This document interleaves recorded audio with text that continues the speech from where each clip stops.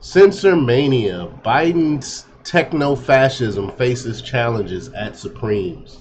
Now, we all know that Biden is basically trying to get rid of free speech. Since he got into office, that's all he's been doing.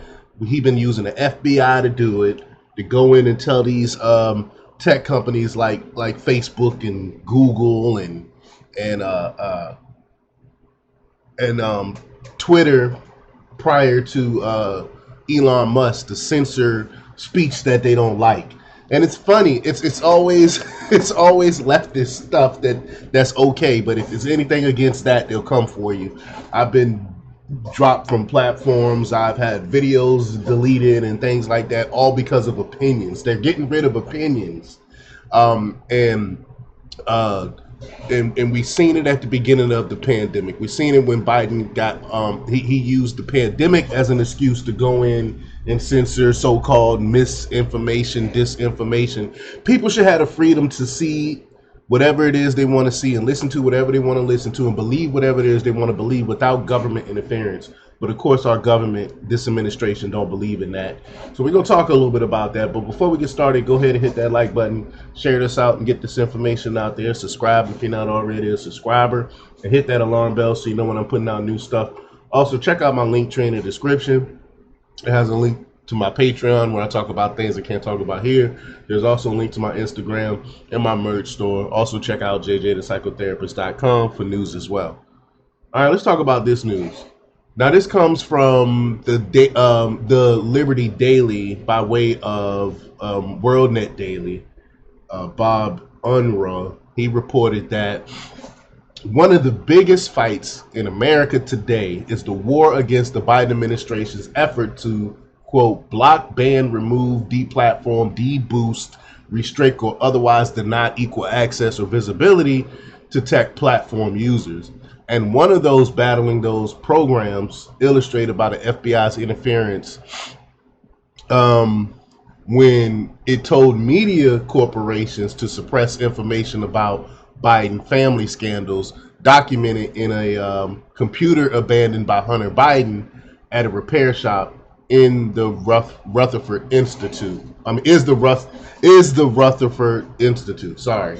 And you know, I've reported on that. I was one of the first people to actually talk about Hunter Biden's laptop on my old platform, when everyone was saying, "Oh, this is Russian disinformation. What is wrong with you? This isn't real." And come to find out, years later, everything that I've been saying and everything I've been reporting pertaining to Hunter Biden and his laptop turned out to be true.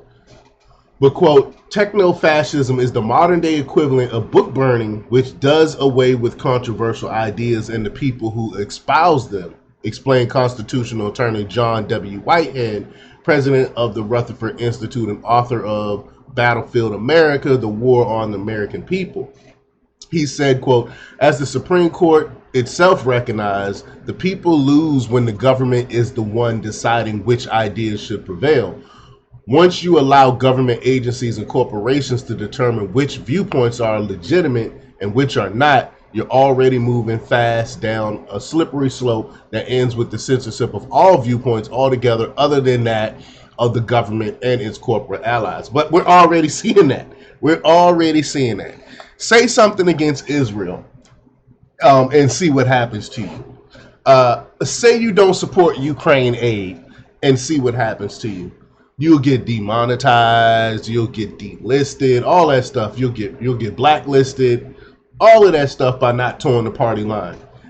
The organization has filed a friend of the court brief in the Supreme Court in the case of Murphy v. Missouri. Thank goodness somebody's actually going against this administration and their censorship. But the case isn't complicated. It charges the federal government with violating the free speech rights under the First Amendment by, quote, coercing and significantly encouraging social media companies to silence any viewpoints at odds with the government. And if you don't believe that's true, all you have to do is check out my playlist on the Twitter files, where I go into detail about how Biden used the FBI to go in and censor everything on Twitter. And the only reason we know about the Twitter files and this information is because the great work of journalists like Taibbi and Elon Musk putting out all this and then putting out all this information.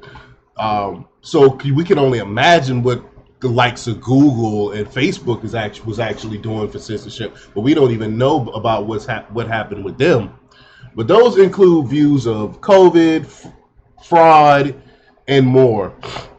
The organization explained, quote, for years now, federal officials from the White House, the Surgeon General Office, CDC, FBI, and cybersecurity infrastructure security agencies have been in regular contact with nearly every major American social media company about the spread of misinformation on their platforms, urging them to remove disfavored content and accounts. Now, I'm not talking about election stuff. Y'all know why I can't do that.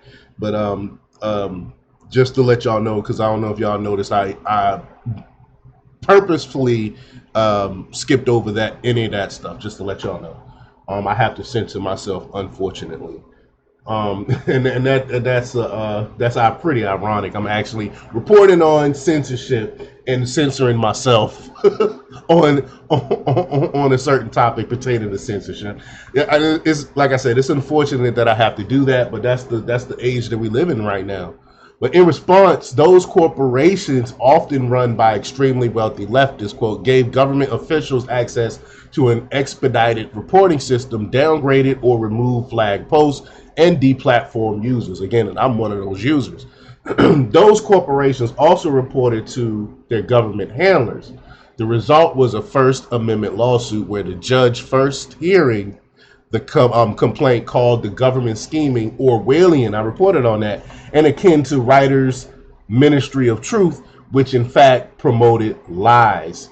Quote, it was government officials who were pulling the strings through private communications and threats, Rutherford said. Plaintiffs in the lawsuit include 2 epidemiologists who criticized COVID-19 lockdowns, a psychiatrist who opposed lockdowns and vaccine mandates, the owner of Gateway Pundit, a once deplatformed news site, and the state of Missouri and Louisiana, whose attorneys general asserted their interest in protecting their citizens and the free flow of information. Again, thank goodness that people are stepping up. But, quote, in siding with the plaintiffs, both the trial court and the Fifth Circuit Court of Appeals agreed that government officials engage in a broad pressure campaign by relentlessly asking the platform to remove disfavored content, including anti-vaccine content, which did not contain actionable misinformation, making uncompromised demand to moderate content and threatening to retaliate against inaction with the prospect of legal reforms and enforcement actions. And that's true. And it's a shame that I can go take a study and literally read the study verbatim on YouTube, but because it's not what's coming out of the CDC. It's a peer-reviewed study, but because it's anti-jab, I can get a strike for it. I can get deplatformed for literally reading verbatim a study. That is not right. That is not science, and that shouldn't happen anywhere. But the case now is pending at the U.S. Supreme Court, where government officials are claiming that they have the right to censor opinions that are expressed in America if they in fact disagree with the Biden administration. Now the federal government is there to protect your freedoms. They're not supposed to be taking away your freedoms. That tells you that you have a tyrannical government right now that's running things. We have a tyrannical administration, and there's going to be a reckoning come the 2024 election, and we need to clean house. But let me know what you think. Leave your comments down below. Like, share, and subscribe, and check out jjthepsychotherapist.com for the latest in news. Until next time, peace.